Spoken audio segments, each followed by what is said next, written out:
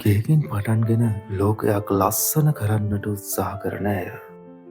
විටක මවකි, විටක දියණියකි, විටක සහෝදරයකි, තවත් විටක හෙළියකි. ඉතින් මුළු ලෝකයම ඔවුන් අගයන ආදරණීය දිනය අදයි. අද ලෝක කාන්තා දිනයයි.